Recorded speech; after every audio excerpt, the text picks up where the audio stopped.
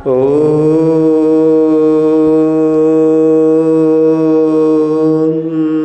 नमः सिद्धेभ्यः।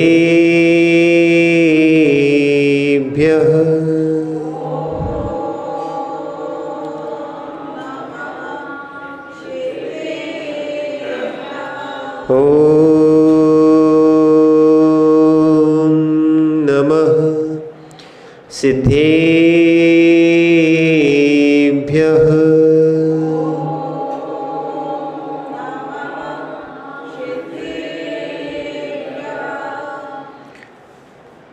नमः श्रीवर्धमानाय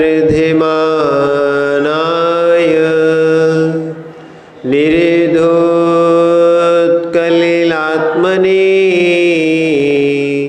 सालोकानां त्रलोकानां यद्विद्यादर्पणायते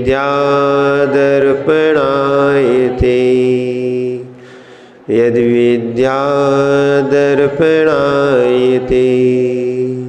गुरुवः पन्तनो नित्यं ज्ञानदर्शननायिका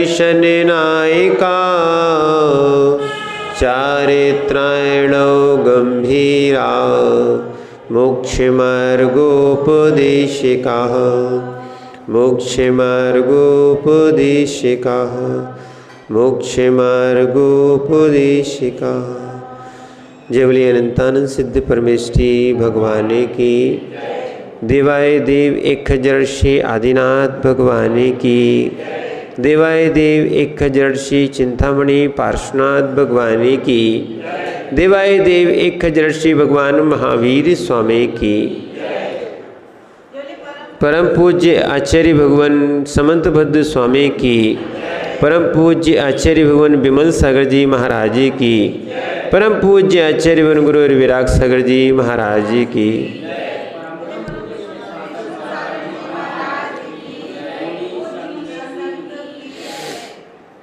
भो चेतन आत्माओं, हम सभी भगवान पार्श्वनाथ के चरण सानिध्य में बैठकर उस ब्रह्म की यात्रा करना चाहते हैं, जो ब्रह्म की यात्रा साक्षात तीर्थंकरों ने की और अनंत अनंत केवलियों ने भी की है। ब्रह्म स्वरूपी आत्मा क्या? ब्रह्म स्वरूपी आत्मा अब्रह्म के कारण इस संसार में भटक रही है। आत्मा से दूरी कौन बनाता है? हम आत्मा से दूर क्यों हैं? हमें आज तक आत्मदर्शन क्यों नहीं हुए? उसके मात्र दो कारण हैं, काम और भोग। क्या है? काम और भोग। यही कारण है कि हम उस आत्म ब्रह्म परम ब्रह्म को प्राप्त नहीं हो पाए हैं। लोग परमात्मा की बात करते हैं, यहाँ तो जीव जैन दर्शन में क्या है तो सभी जगह, जैन दर्शन में नहीं सभी जगह कहा प्रत्येक जीव परमात्मा है।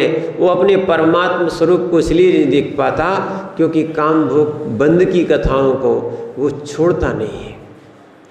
अनंत काल हो गए इस जीव को, क्या है, पर ये जीव काम भोग और बंद की कथाओं से ऊपर नहीं उठता है।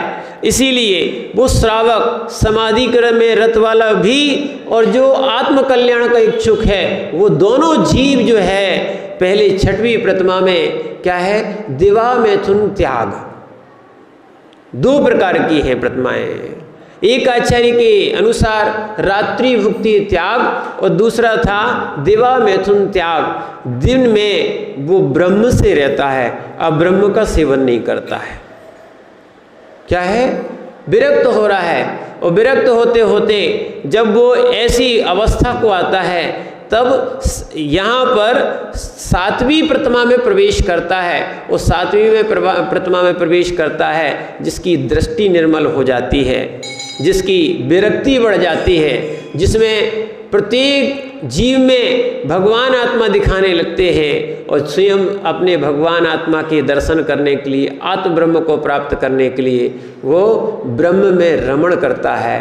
क्योंकि ध्यान रखना, जब तक जब तक अब्रह्म में रमण होगा तब तक ब्रह्म में रमण नहीं हो सकता है। इसीलिए मुक्ति वधु चाहिए है तो संसार की वधुओं का त्याग करना पड़ता है।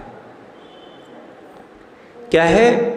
संसार की वधुओं का त्याग करना पड़ता है, क्योंकि उपयोग एक ही जगह लग सकता है, या तो आत्मा में या संसार शरीर भोग में। उपयोग एक ही जगह लगता है। ध्यान रखना, आप भी बहुत से कार्य करते हो तो आपको जो कार्य करना होता है उसका ध्यान रखना पड़ता है, तभी उस कार्य की सिद्धि होती है। जैसे सुई में धागा डालते हो, सुई में धागा डालते हो ना, सुई में धागा डालते समय क्या क्या कर लेते हो एक साथ? सुई में धागा डालते समय आप क्या क्या करते हो? मात्र एक ही काम होता है, वो क्या है? सुई में धागा डालने का। ऐसे ध्यान रखना, जिसका आत्मा में उपयोग रहेगा उसका अन्य जगह उपयोग नहीं हो सकता है। क्रियाएं बहुत सारी हो सकती हैं, मान सकते हैं कि क्रियाएं लोग दो करते हैं, पर उपयोग दो जगह नहीं बैठा सकते। क्या है? उपयोग दो जगह नहीं हो सकता है, उपयोग तो एक ही रहता है। क्या है?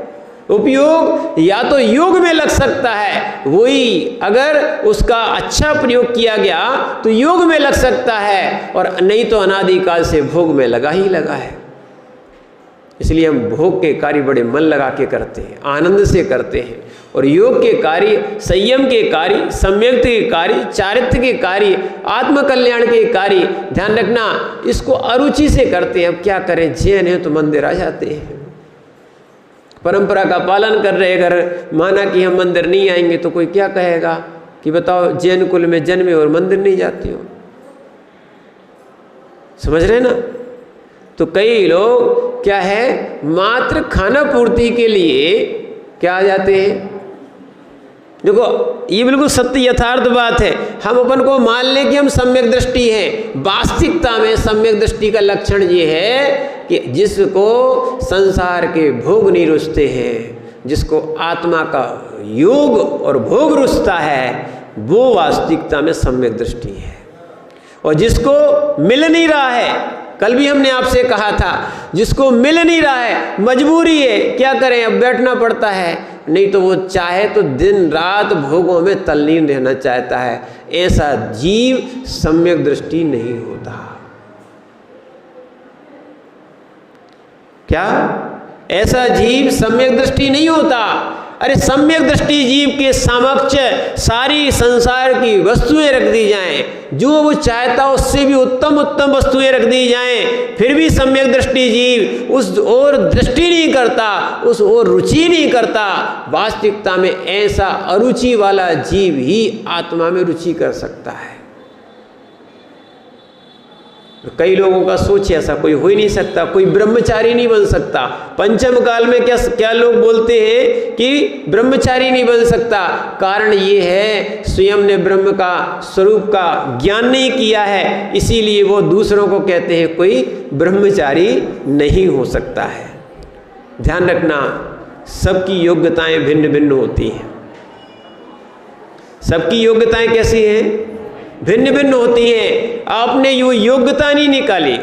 कल ही बताया था, आपको लगता है कि रात्रि भोजन कैसे त्याग करें, और छोटे छोटे से महाराज बन के पूरे जीवन भर एक समय भोजन करते हैं। क्या है? इसीलिए भोग जितने भोगते जाओगे उतनी रुचि बढ़ती जाएगी, तृप्ति नहीं होती है। जैसे आग में घी डालने से आग भभकती है, बढ़ती है, समाप्त होती क्या? ऐसी इंद्रिय सुख की प्राप्ति के लिए जो जो अब्रह्म आदि का भी सेवन किया जाता है, लोग समझते हैं कि हम तृप्त होके, निवृत्त होके बाहर आ जाएंगे। ये 3 काल में संभव नहीं हो सकता है कि वो तृप्त हो जाए और बाहर आ जाए। बिरले लोग होते, उनको भी संतोष ही धारण करना पड़ता है। इसीलिए ध्यान रखना, जिस आत्मा में रमण करना है, इसलिए सूत्र आया है, ब्रह्मेण चरति इति ब्रह्मचर्या। जो ब्रह्म में आचरण करता है वो ब्रह्मचर्य है। किसमें? ब्रह्म में। ध्यान रखना, यहाँ मात्र क्या है, स्त्री से दूर होना ही ब्रह्मचर्य नहीं है।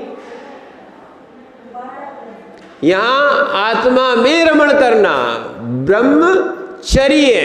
आत्मा में रमण करना, आत्मा में रमण करना, आत्मा में लीन हो जाना, इसका नाम क्या है? ब्रह्मचर्य। और जो आत्मा में लीन हो जाएगा वह पर शरीर और पर जगह पर क्या रमण करेगा? ध्यान रखना, क्योंकि गंदे लोगों की सोच गंदी जगह होती है, अच्छे लोगों की सोच अच्छी जगह होती है। ये शरीर कैसा है? क्या है?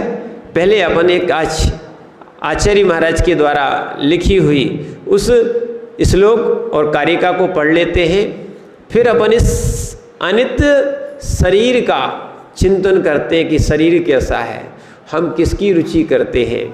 तो आचार्य महाराज यहाँ पर जो विरक्त हो गया है, जो श्रावक की दृष्टि निर्मल हो गई है, ध्यान रखना, लोग तो संसार में भाई बहन या ये पवित्र रिश्ते बनाते हैं, पर इससे भी बड़ा कोई क्या है, कोई दृष्टि है तो वो है सातवीं प्रतिमाधारी या ब्रह्मचारी वाली, जो अपनी स्त्री होते हुए भी अपनी स्त्री को माँ और बहन की तुल्य देखने लगता है।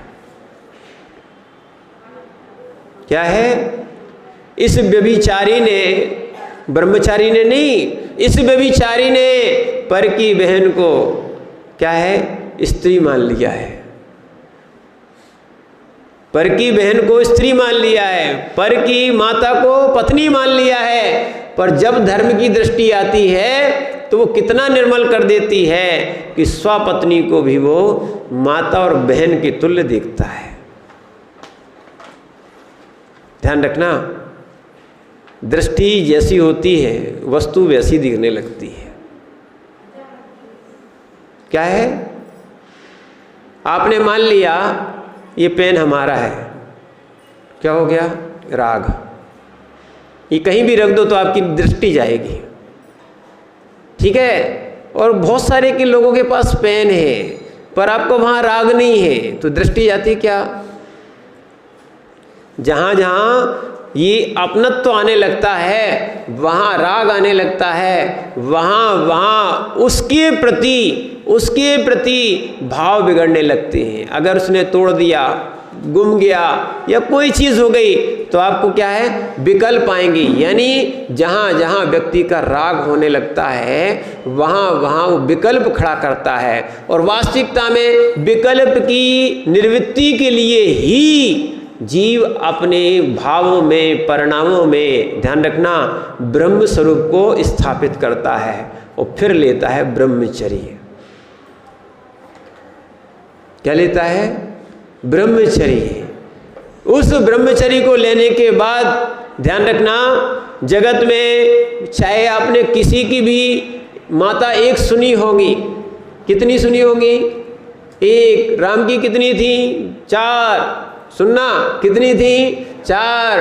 पर जो साधु और जो ब्रह्मचारी बन जाता है, ठीक है, जो साधु और जो ब्रह्मचारी बन जाता है, ऐसे पुरुष की जगत की जितनी भी स्त्रियां हैं सब माता हो जाती हैं।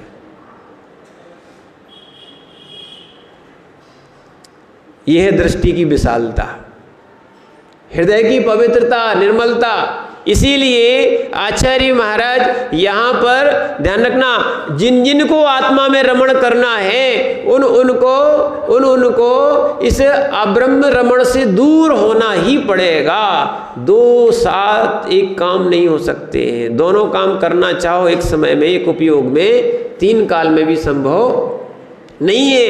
इसीलिए ध्यान रखना, जिनको आत्मसिद्धि की प्राप्ति चाहिए है उन्हें अब्रह्म छोड़ना पड़ेगा। क्यों? क्योंकि यहाँ पर एक चीज लिखी है, आप जिसमें रमण करना चाहते हो उस वस्तु को देखो तो वो कैसी है। जिस शरीर से राग होता है, ध्यान रखना, ये शरीर यहीं पर रह जाता है, यहीं संस्कार करके जला दिए जाते हैं। कोई गाड़ देता है, कोई इसको जला देता है, देखना। तो इसीलिए ये शरीर कैसा है, आचार्य महाराज लिख रहे हैं 143 नंबर के श्लोक में, मल बीजम मल योनिम, मल बीजम मल योनिम, गलिन मलन पूत गंध बीभत्सम, गलिन मलन पूति गंध बीभत्सम, पश्यन्नंग मनंगाद, पश्यन्नंग मनंगाद, विरमतियो ब्रह्मचारीशः, विरमतियो ब्रह्मचारीशः। पढ़िए,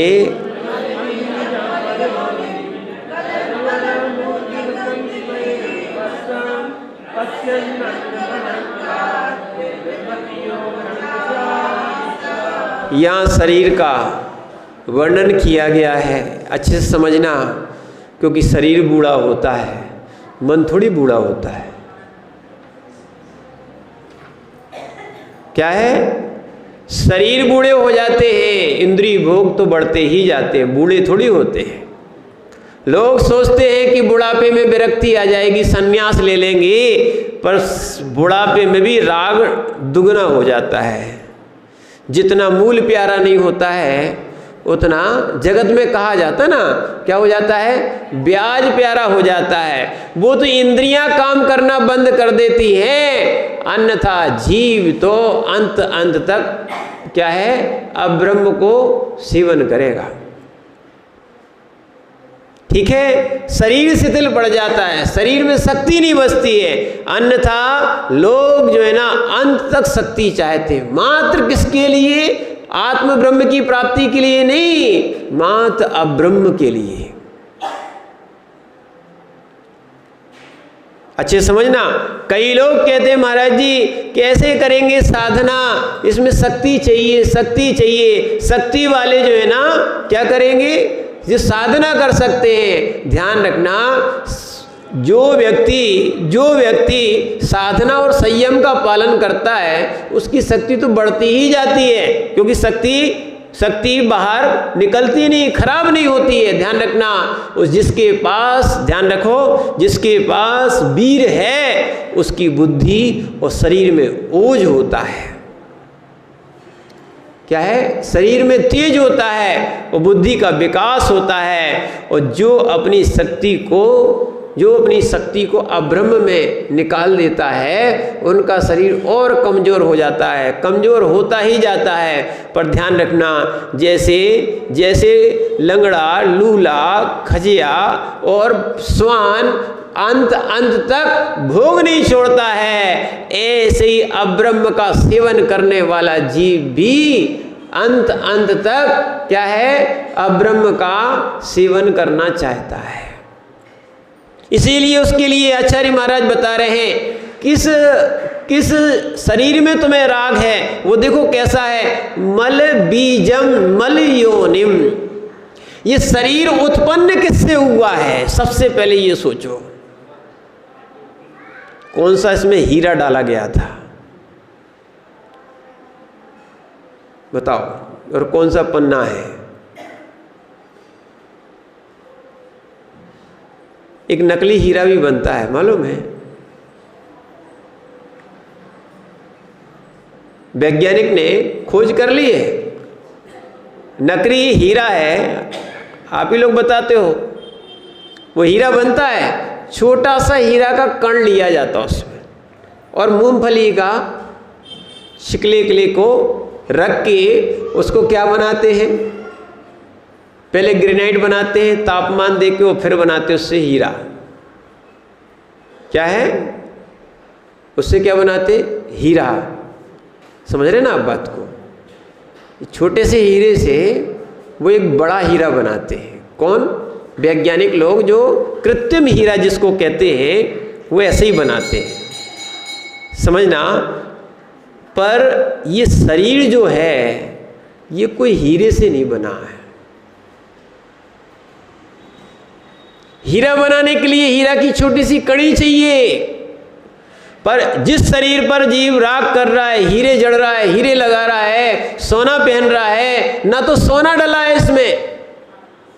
ये शरीर है ना, कहते हैं ना बीज और वृक्ष, क्या बोलते हैं, बीज और वृक्ष, जैसा बीज होगा वैसा वृक्ष होगा। अब ये देखो इस शरीर का बीज क्या है,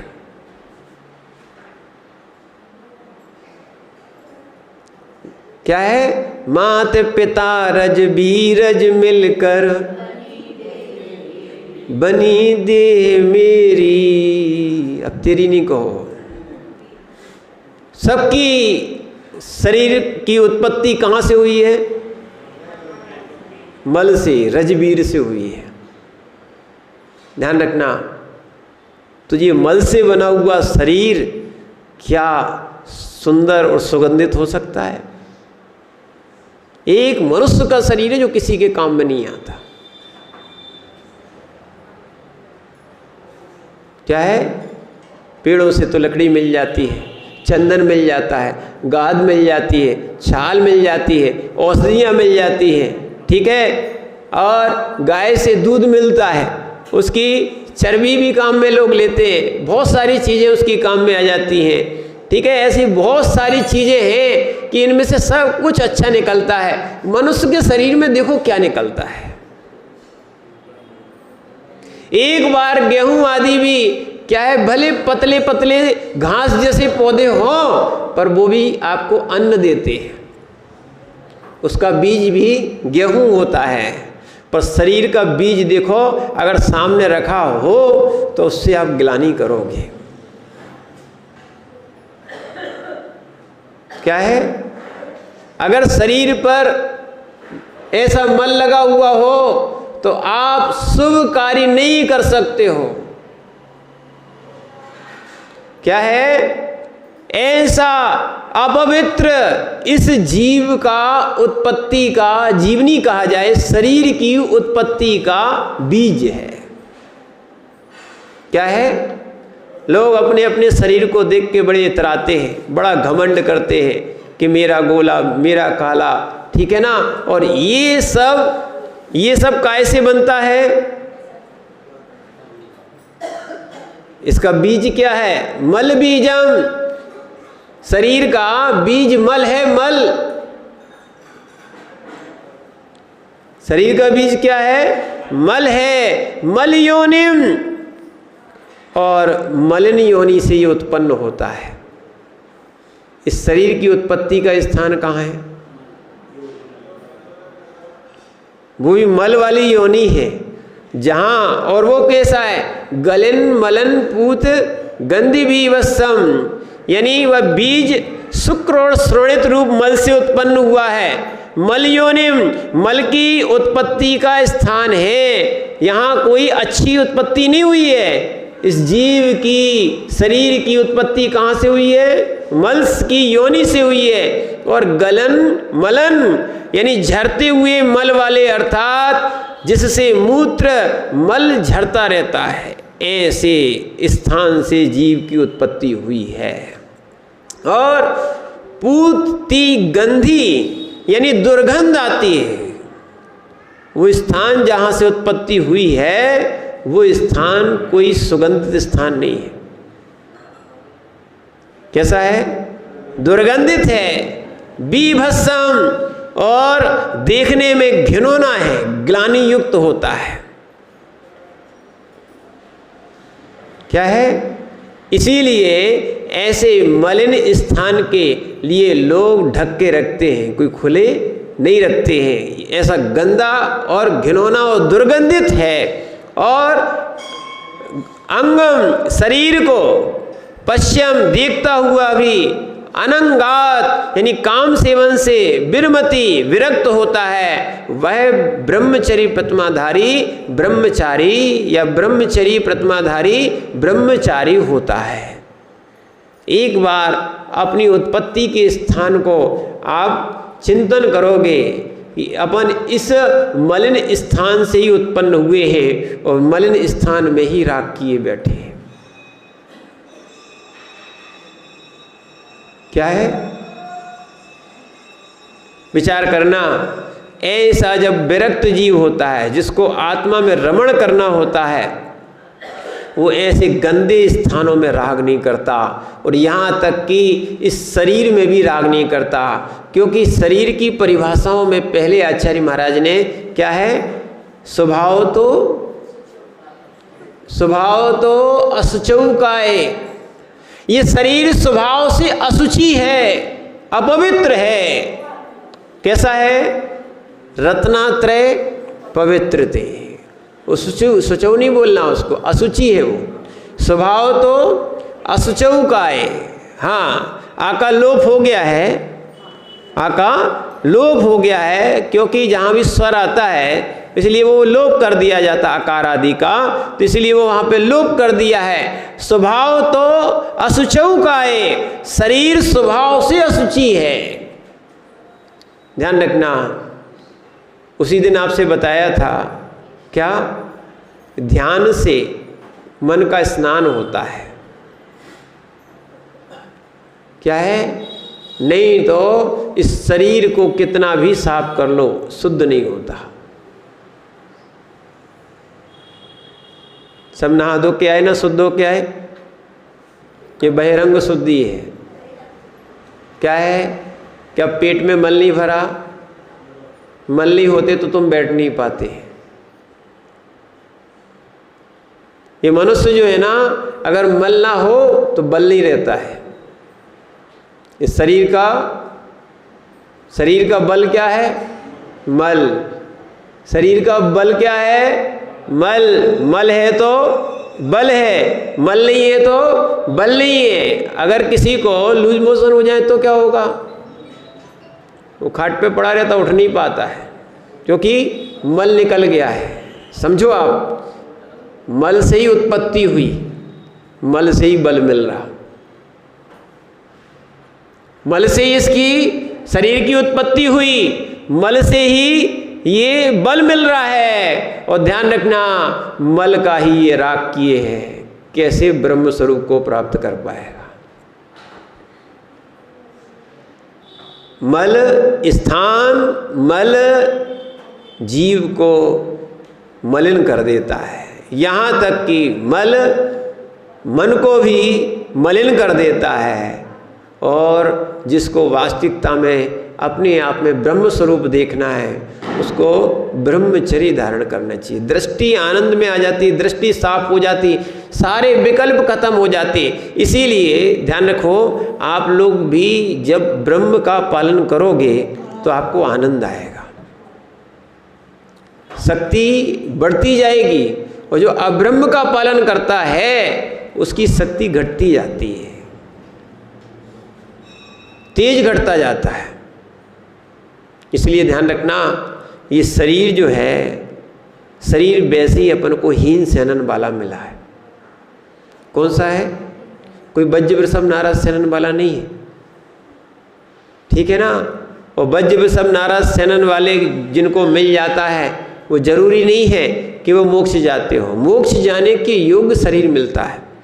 जो व्यक्ति, यानी जिस जीव को वज्र वृषभ नारद सहनन मिल जाता है पुण्य के योग से, अगर वो अच्छी साधना करे, निर्गंत दीक्षा ले और आत्म साधना करे, तो वो उसी भाव से मोक्ष जा सकता है। और यदि पांचों पापों में लिप्त होके, भोगों में लिप्त हो जाए, तो वही व्यक्ति जो मोक्ष जाने की योग्यता वाला शरीर मिला था, वही सातवें नरक में जाता है। कौन? शक्ति है। अच्छे जगह लगाओगे तो अच्छा काम करेगी, बुरे जगह लगाओगे तो बुरा काम भी होगा। जो मोक्ष जा सकता है, जो जीव मोक्ष जा सकता है, वज्र वृषभ नारद सहनन वाला, वही जीव अज्ञान दशा में भोग और पाप करता है, इसीलिए कहाँ जाता है? 7वें नरक जाता है। देखना, चक्रवर्ती का तो नियोग है, अगर घर में रहे और सांसारिक भोगों को ना छोड़े, विरक्त ना हो, दीक्षा ना ले, तो नियम से 7वें नरक में जाना ही जाना है।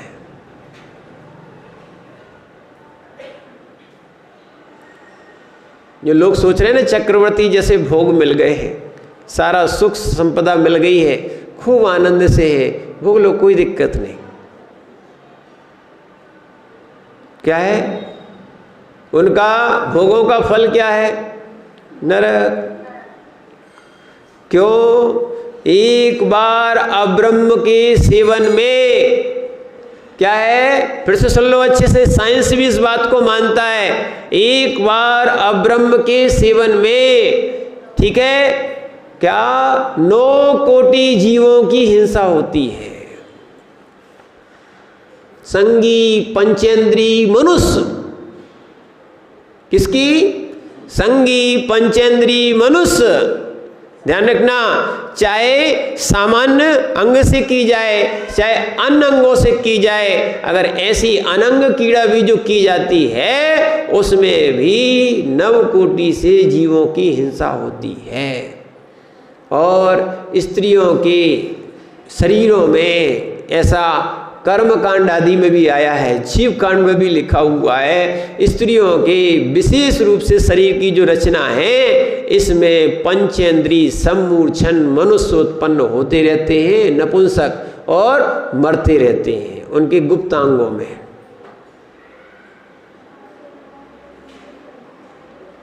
शरीर की ऐसी रचना है। जितना अब्रह्म का सेवन किया जाता है, उतने जीवों का घात होता है। इसीलिए जो है, या कि अपन जो है इस चीज का चिंतन करें और ब्रह्म स्वरूप को प्राप्त करने के लिए ब्रह्मचर्य धारण करें। देखो, अनादि काल से जीव ने अब्रह्म का सेवन किया है, आज तक जो है वो तृप्त नहीं हो पाया। लोग समझते हैं कि ब्रह्म का सेवन करना अच्छा नहीं है। ध्यान रखना, ब्रह्म का सेवन करना ही ब्रह्म की प्राप्ति का उपाय है। अब्रह्म का सेवन करना कभी ब्रह्म की प्राप्ति का उपाय 3 काल में भी नहीं बन सकता। जो जो मोक्ष जाता है उसे अब्रह्म छोड़ना ही पड़ता है।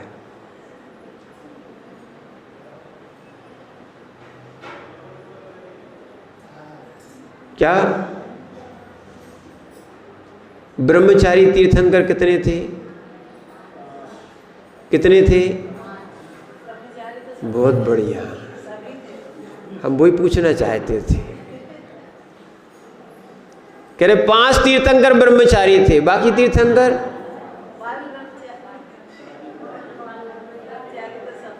ध्यान रखना, हम तो यही पूछना चाहते थे अभी, तो आपने वही बोला, आपको जो रटा हुआ है ना। ब्रह्मचारी कितने तीर्थंकर थे? कितने थे? सभी थे। अभी 30-24 जितने भी भगवानों की आराधना होने वाली है ना, उसमें भी कितने ब्रह्मचारी थे? ध्यान रखना, ब्रह्मचारी के बिना जीव 7वीं प्रतिमा से आगे नहीं बढ़ पा रहा है, यानी 6वीं प्रतिमा से आगे नहीं बढ़ सकता है, तो वो साधु या भगवान कैसे बनेगा?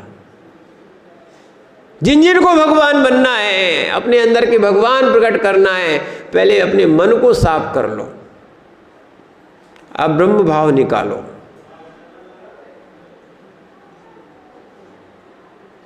क्या है? बस 6वीं प्रतिमा तक आपकी गिनती आ सकती है। 7वीं प्रतिमा में आपको ब्रह्मचारी बनना ही पड़ेगा, तन के भी और मन के भी। क्या है? इसके आगे आप उत्कृष्ट श्रावक नहीं कहला सकते।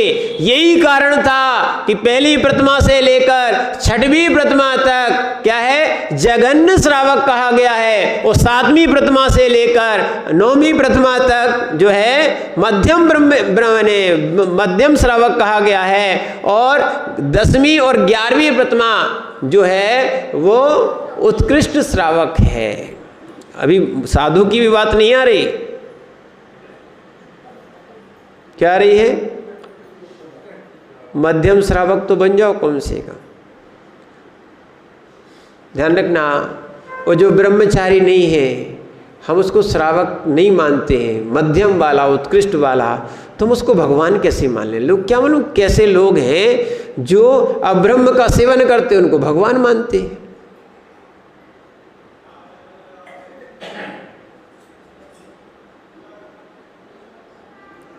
बताओ, जो श्रावक नहीं बन सक रहा है, मध्यम श्रावक नहीं बन सकता है, तो वो भगवान कैसे बन सकता है? जब तक विकार नहीं हटेगा, विकार दृष्टि नहीं हटेगी, तब तक मन साफ नहीं होता, मन मैला ही रहेगा। और वास्तविकता में माता पिताओं का कर्तव्य है अपने बच्चों को सही सलाह देना चाहिए। आपका कर्तव्य है कि ठीक है आपके बच्चे हैं तो आप उनका विवाह कराते हैं, पर विवाह के पूर्व ही उनको आपको समझाना चाहिए ये संसार बड़ा दुखमय है, हमने बहुत निभा लिया, निभ चुके, कम से कम एक बार सही बताना चाहिए, इस अब्रह्म का सेवन मत करो। आप तो ब्रह्मचर्य का सेवन करके यानी ब्रह्मचारी बनकर दीक्षा लेके अपने आत्म कल्याण को आगे बढ़ो। यदि उस बच्चे में योग्यता नहीं है तो ठीक है, फिर करे वो शादी। कम से कम माता पिताओं को क्या करना चाहिए? ऐसी बात रखना चाहिए। बहुत बिरले एकाध कोई होता है जो ऐसी मोक्ष मार्ग की बात कहता है या अनुमोदना करता है, पर ध्यान रखना क्या है, जो व्यक्ति संयम की अनुमोदना नहीं करता है, इन शादी आदि की अनुमोदना करता रहता है, और लोक में बहुत अच्छा माना जाता है कि एक दूसरे की शादी कराते रहते हैं ना जो लोग, उनको जगत में बहुत अच्छा माना जाता है। ध्यान रखना, जितना लोग संयोग बनाओगे, जितना लोग अब्रह्म करेंगे, उसका 6वां हिस्सा भी तुम्हें मिलेगा।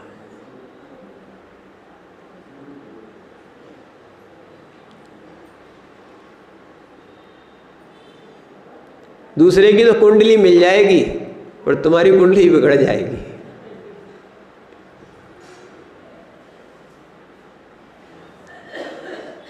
ब्रह्मचारी है तो ब्रह्मचारी है।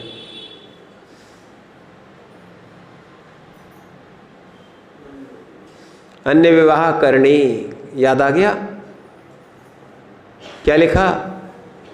यहां तो अणुव्रत में कहा गया है, जो सुदार संतोष व्रत का नियम था वो अपने पुत्र पुत्री का विवाह तो करा सकता है, या उसके आश्रित होते हैं, जैसे कोई पिता नहीं है तो चाचा कराते या ताऊ कराते या जो भी उनके अभिभावक बनते हैं, उनका तो कर्तव्य है। पर जिनके अभिभावक वगैरह सब हैं और आप उसके लिए आगे आगे होके ये काम करा रहे हो, तो ध्यान रखना, ऐसे जो सदार संतोष व्रत लिए हैं उनके लिए भी क्या कहा था? अन्य विवाह करने, अन्य की विवाह करना भी अतिचार है, क्योंकि वो जितना अब्रह्म का सेवन करेंगे तुम्हारे नियोग से करेंगे। क्या है? इसीलिए मुनिराज भी किसी का संबंध नहीं करा सकते, या क्षुल्लक जी भी किसी का संबंध नहीं करा सकते, या माता जी या छुल्लिका माता जी ऐसा नहीं ग्रस्त से आए हैं, संस्कार बने, यहाँ क्यों महाराज का तो यहाँ वहाँ घूमना होता ही है, इनके यहाँ की बच्ची अच्छी है, इनके यहाँ का परिवार अच्छा है। लोग कहते महाराज आप ही बता दो, आप चातुर्मास करके आए हो, वाचना करके आओ, किन की बच्ची अच्छी, किन की बच्चियाँ अच्छी है। अरे कई लोग ऐसा करने लगे, भीड़ लग रही, इसी के लिए लग रही है, ये बिल्कुल असत्य है। उनके ब्रह्म में दोष उत्पन्न होता है, वो ब्रह्मचारी कहाँ।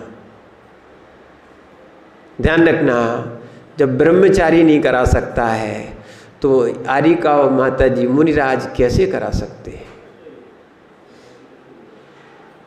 जब सुधार संतोष व्रत के लिए ये अतिचार में गिनाया गया अन्य विवाह करने, तो कई लोग तो कह देते हमारी तो महाराज ने कराई, बहुत अच्छी बात, हमें मिले ना ऐसे लोग इसलिए बता रहे आपसे।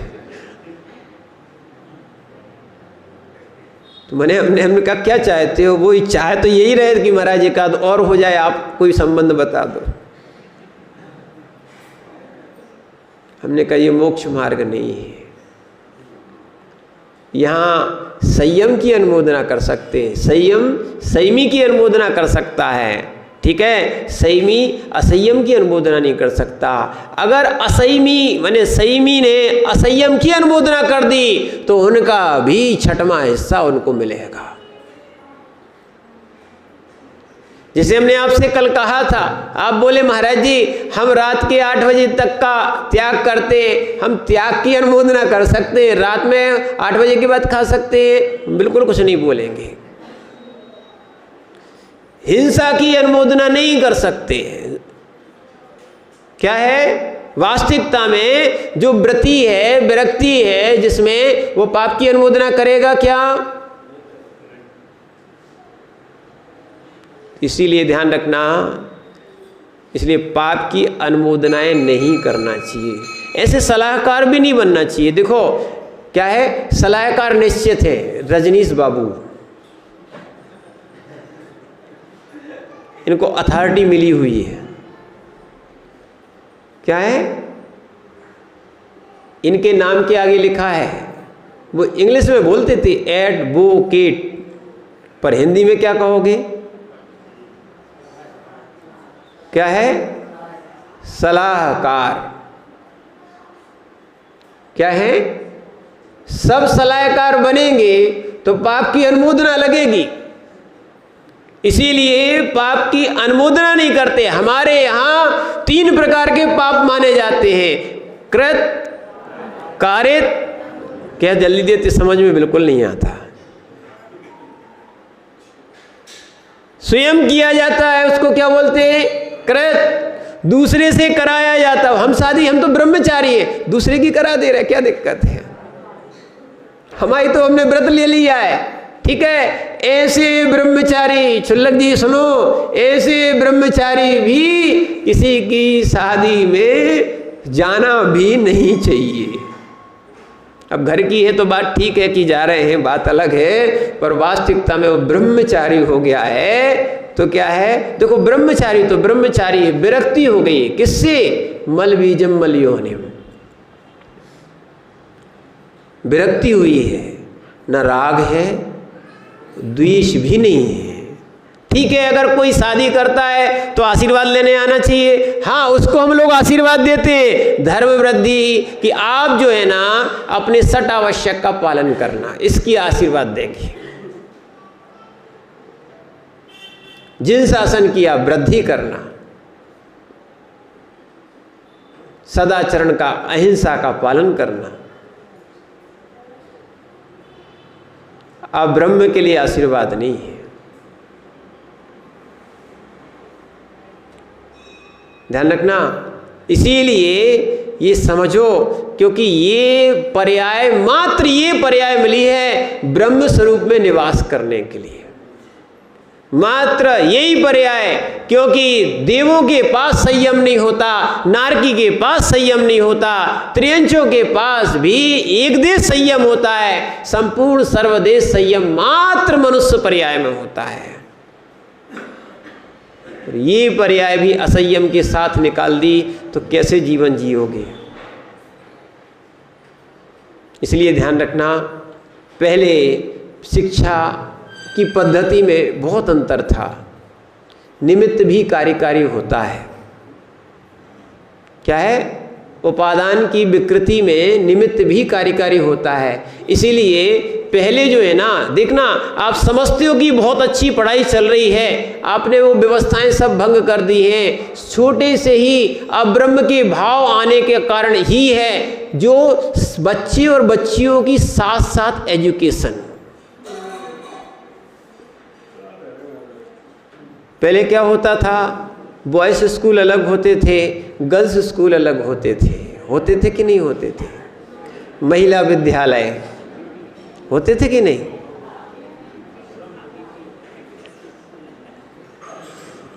और बॉयज़ कॉलेज और गर्ल्स कॉलेज भी होते थे, कॉलेज तक। क्योंकि जिस जीव ने, ध्यान रखना, जिस जीव ने पढ़ाई के समय, शिक्षा के समय ब्रह्मचर्य का पालन किया है। कई लोग आते, महाराज जी हमारा सिर दर्द करता है, कोई चश्मा लगाया आता है, कोई बहुत सारी चीज़ें आती हैं। एक कारण ये भी बनता है, नहीं तो आंख दूसरे कारण से भी खराब होती है, पर वास्तविकता में सही कारण तो ये है, जो व्यक्ति अपने ब्रह्म की रक्षा नहीं करता है उसका ये ना मेमोरी पावर नहीं बढ़ सकता है। जिसको अपनी बुद्धि तीव्र रखना है उसको ब्रह्मचर्य धारण करना चाहिए।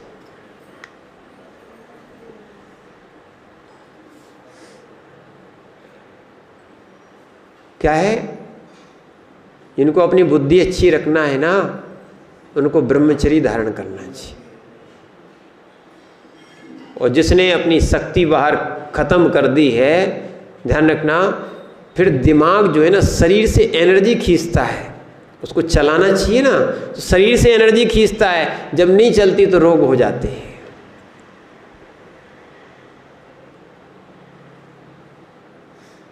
एक और कारण बता दें आपको, क्या कारण है? ये तो हम लोग प्रैक्टिकल देख रहे हैं। जो ग्रस्तों में बुद्धि नहीं चलती थी, ग्रस्त अवस्था में, स्वयं की बता रहे हैं, वो साधु अवस्था और ब्रह्मचारी जब से बने हैं, इतनी प्रखर बुद्धि कैसे हो जाती है? लोग कहते, इतने जब आते हैं लोग तो कहते महाराज इतनी सारी पुस्तकें, इतने बड़े बड़े ग्रंथ, सिर दर्द नहीं करता? हम तो कहते भैया अगर सोने का भी ये समय बच जाता तो हम लोग और पढ़ते रहते। बिल्कुल दर्द नहीं करता है। हम लोग ये है, आपसे बात करेंगे, सच्चा साधु सच्चा ब्रह्मचारी होगा तो बिल्कुल ऐसे ही कहेगा। आपसे बात करेंगे तो हमारा सिर दर्द जरूर दर्द करता है, पर हम जिनवाणी को पढ़ते हैं तुम्हारा सारा सिर दर्द ठीक हो जाता है। यहाँ तक कि सल्लेखनाधारी भी यही कहा गया है, वो स्वाध्याय करते करते, स्वाध्याय सुनते सुनते उस जीव का मरण हो, वो समाधि मरण है।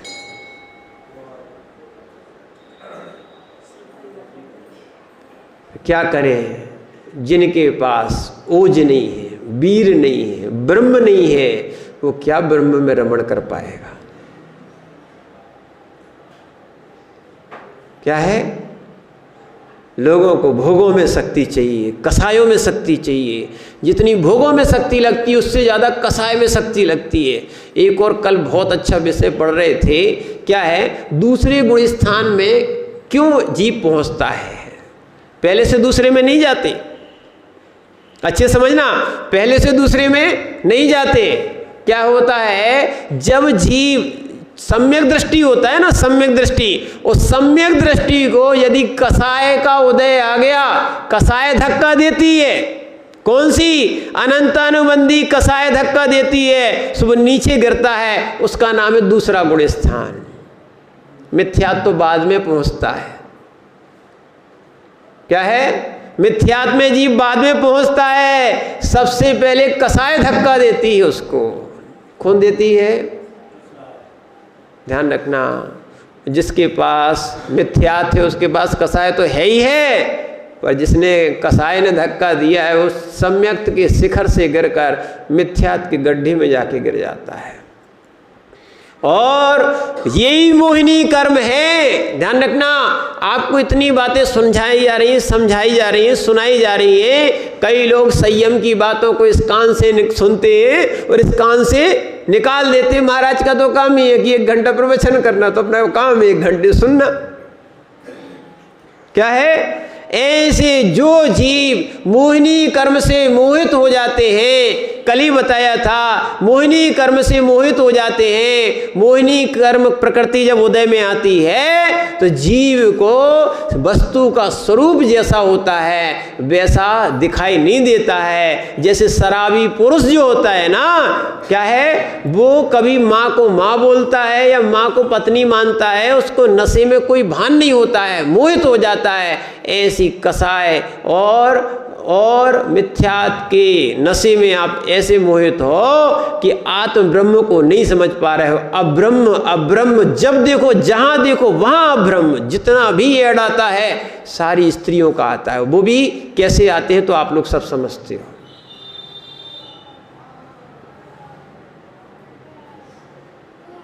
ध्यान रखना, स्त्रियों को क्यों रखा गया है? मात्र मनोरंजन के लिए। वो उनको बहुत अच्छा लगता है, ये कठपुतलियां बन जाती हैं, है ना, ये कटे फटे कपड़े पहनते हैं, बहुत अच्छे लग रहे हैं। हम कितने अच्छे लग रहे हैं, समझ लेना। पहले जब सील भंग हो जाता था तब वो कटे फटे कपड़े पहने दिखते थे, और आज सोच लो जो कटे फटे कपड़े पहन रहे हैं वो उनका सील ही नहीं है, ये कह दो अब, या सील भंग करने ही निकले हैं। अपना नहीं तो दूसरे का। क्यों? हम कितने लोगों को मोहित कर पाएंगे? ध्यान रखना, इसमें भी तुम्हें अब्रह्म का दोष लगेगा। गंदे कपड़े पहन के निकले हो, दूसरे के अच्छे भाव भी खराब करने निकले हो, तो इसमें भी अब्रह्म का दोष लगता है। माता का श्रृंगार मात्र अपने पति के लिए होता है। ये तो कई लोग तो ऐसे भगवान के सामने और महाराजों के सामने ऐसे कपड़े पहन के आते हैं, अब उनको कैसे आंख उठा के और हाथ उठा के आशीर्वाद दे दे। ऐसे ऐसे ध्यान रखना। और अभी एक जगह हम लोगों ने पढ़ा था, वो दार्शनिक था, कोई ऐसा सामान्य व्यक्ति था, उसने लिखा था, ये बिल्कुल बात सत्य होती है, आप माने निभा लेना। जो भी ब्रह्मचारी होता है उनके कपड़े ढीले होते हैं। कैसे होते हैं? कोई लुंगी लगा के पहनता है, कोई माने झोगा पहनता है। ध्यान रखना, साधु बन के कैसे पहनते? ढीले ढाले कपड़े पहनते हैं। और जो अब्रह्म करने वाला है, जिसकी तीव्र वासनाएं होती हैं, वो स्किन टाइट कपड़े पहनता है। जब शरीर से वस्त्र चिपके रहेंगे तो गर्मी उत्पन्न होगी, और गर्मी उत्पन्न होगी तो वासना रहेगी। आप लोग समझ नहीं रहे हो, आप तो मात्र देखते हो, पहनना चालू कर देते हो, पर इसका रीजन नहीं समझते हो।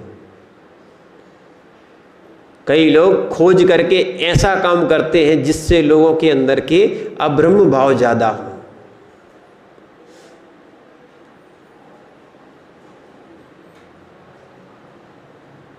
पहले लोग धोती दुपट्टा पहनते थे,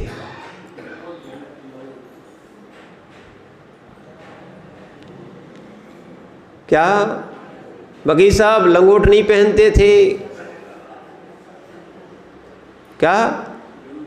अनिल भैया से पूछ लो, भी चड्डा देखे थे? चड्डा पुराने, क्या पट्टा वाले? बे नहीं, अब तो अभी शुरू हुए। हाँ, क्यों थे? समझो आप बात को। क्या है? जितना शरीर खुला रहेगा उतना ब्रह्मचर्य का, यानी एक मर्यादा में, ठीक है, पालन करेगा। इसीलिए अन्य जगह ढीले कपड़े पहने जाते हैं। और दिगंबर जैन संप्रदाय में मुनियों के लिए मात्र कहा जा रहा है। ये मुनि निर्गंत रहते इसलिए क्योंकि इनके विकार भी नहीं दिखते, और शरीर खुले होने से ब्रह्मचर्य का पालन भी होता है। पर स्त्रियों को ऐसा नहीं करना चाहिए।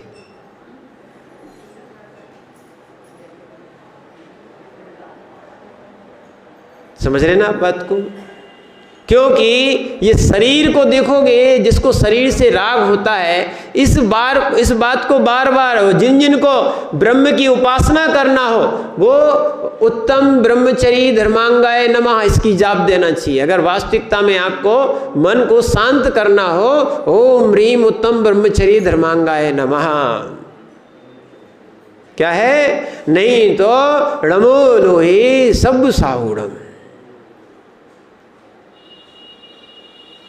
विकार शांत करने के लिए, ब्रह्म में प्रवेश करने के लिए बड़े मंत्र हैं, ये अनुभूत है। इसीलिए ध्यान रखना। और ये जो आचार्य महाराज ने आज जो श्लोक दिया है, ये कंठाहार बनाना जिन जिन को ब्रह्मचर्य का पालन करना हो। मल बीजम मलयोनिम गलिन मलिन पूति भी वत्सम, यानी इसका आप सामयिक में चिंतन करो कि मेरी दृष्टि कहाँ जाती है, बार बार कहाँ जाती है। मल का बीज है और मल की योनि है, मेरा जन्म स्थान भी, ध्यान रखना, पन्ना नहीं मानना। क्या है, क्या है मूल स्थान, क्या है शरीर का मूल स्थान, क्या है, मल योनि।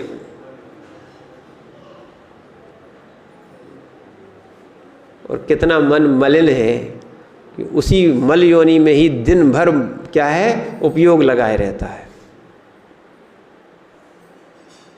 इसीलिए ये मन को पवित्र करना है तो योनियों के नहीं, परमात्मा की विचार बनाओ, परमात्मा के ध्यान करो। क्या है, नहीं तो ये दुर्गंध वाले स्थान है और जहाँ आपका उपयोग लगा है, से जो विरक्त हो जाता है, ध्यान रखना, वैसी गंदी चीज़ों में मन नहीं लगाता है। क्या है, गंदी शरीरों में राग नहीं करता है, आत्मा में राग करके, आत्म ब्रह्म में राग करके वो अपने अंदर के ब्रह्म स्वरूप को निकालता है। अनंत काल हो गए भोग भोगते हुए, कोई जीव आज तक तृप्त हुआ? मालूम, सौधर्म इंद्र के असंख्यात देवियां होती हैं, 40 नील देवियां तो उसके काल में, सची देवी भी नहीं, कौन, सौधर्म इंद्र के काल में, एक काल में क्या है 40 नील सची क्या चली जाती है, मोक्ष चली जाती है। तो लोग सोचते हैं देव बनेंगे तो देवियां मिलेंगी, इस चक्कर में कई लोग साधना करते हैं। ध्यान रखना, इस देवियों के चक्कर में साधना नहीं करना, नहीं तो एक ही देवी तो इतनी परेशान की है, इतनी मिलेंगी तो क्या होगा। क्यों अनिल भैया, सही है कि नहीं है? क्या, हाँ,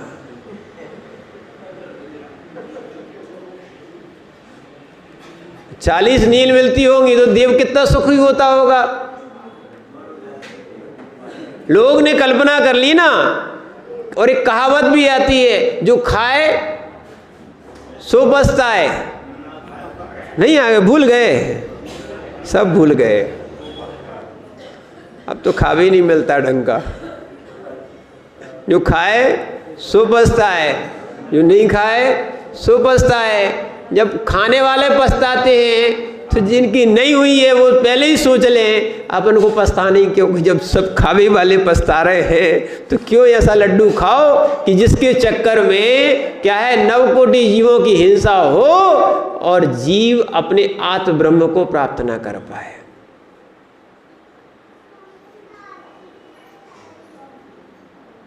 क्या है, इसलिए ध्यान रखना, आत्म ब्रह्म को प्राप्त करना है तो ब्रह्मचर्य व्रत धारण करना चाहिए। ठीक है, और अब तो मौका ही आ गया है किसका, पिछी परिवर्तन का आ गया ना। तो वास्तविकता में आपके यहाँ क्षुल्लक दीक्षा हो ही गई है, हो गई ना। जब इतने छोटे महाराज क्या है महाराज बन सकते हैं तो आप क्या मात्र ब्रह्मचारी नहीं बन सकते हो?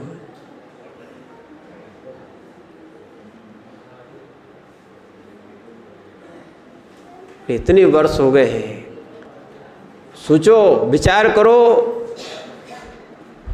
क्या है, कम से कम जीव को आगे बढ़ना चाहिए और बार बार ये सोचना चाहिए, जब इस भाव में नहीं छोड़ पा रहे हो, इस भाव में मनुष्य पर्याय में संयमी नहीं बन पा रहे हो, तो फिर किस पर्याय में संयमी बनोगे?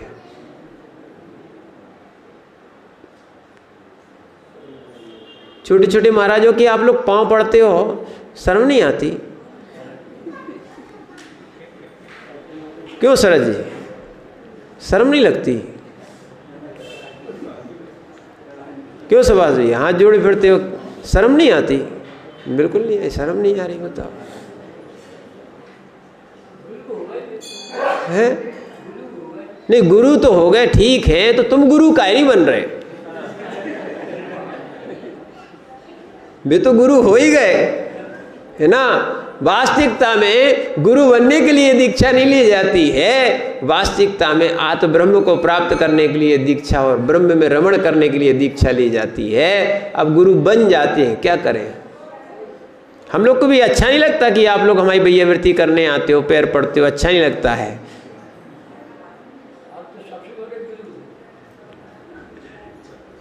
भैया आपके भी वो दिन थे कि आप भी गुरु बन सकते हो, तो चिंता नहीं करो। यहाँ के एक नेताजी थे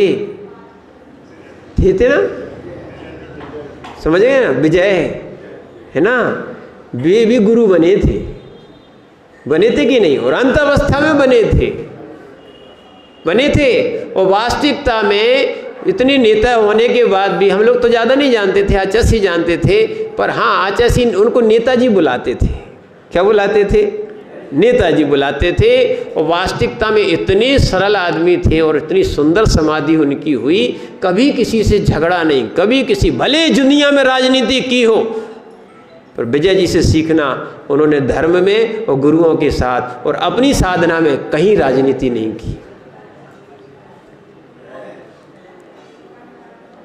क्या है ये? बिल्कुल आप उदाहरण मान के चलना, ऐसे जीवों की समाधि होती है, ऐसे जीव आत्म ब्रह्म को प्राप्त करते हैं। इसीलिए ध्यान रखना, अपने अंदर के उस परमात्मा को जगाने के लिए आप ब्रह्मचर्य की साधना करो। क्या है, एक और आपको महाभारत का एक प्रकरण थोड़ा सा समझा दें, उसके बाद अपन समाप्त करते हैं। यहाँ लिखा है, एक रात्रौ विश्यापि यागति सा ब्रह्मचारिणा सा ऋतु सहस्त्रेणे प्राप्त्यो सक युधिष्ठिरः। महाभारत में ये कहा गया है, या एक जगह कहीं उल्लेख आया है, हे युधिष्ठिर, एक रात ब्रह्मचर्य से रहने वाला पुरुष जो उत्तम गति को प्राप्त होता है या उत्तम गति मिलती है, वह हजारों यज्ञ करने से भी नहीं मिलती है। क्या है? ये युधिष्ठिर के लिए उनके गुरु ने समझाया था। तो लिखा है, फिर से सुन लो, हे युधिष्ठिर, एक रात ब्रह्मचर्य से रहने वाले पुरुष को जो उत्तम गति की प्राप्ति होती है, वह गति हजारों यज्ञ करने से भी नहीं मिलती। इसीलिए कम से कम क्या है, देखो, दिवा मैथुन का त्याग कर दोगे, पहले नंबर तो यहाँ से शुरू करो। छठवीं प्रतिमा क्या थी? रात्रि भुक्ति त्याग और दिवा मैथुन का त्याग। अगर दिन में मैथुन का त्याग कर दिया, दिन में अब्रह्म का त्याग कर दिया, तो 1 महीने में 15 दिन तक का आपका अब्रह्म का त्याग माना जाएगा। 15 दिन और 15 रात्रि होती है, ठीक है ना। फिर उसके बाद जितने लोग जितना समय अपना ब्रह्म से व्यतीत करेंगे, ध्यान रखना यही पर्याय है, अन्यथा फिर अपन को और पर्यायों में संयम की अवस्थाएं मिलना दुर्लभ हो जाती है।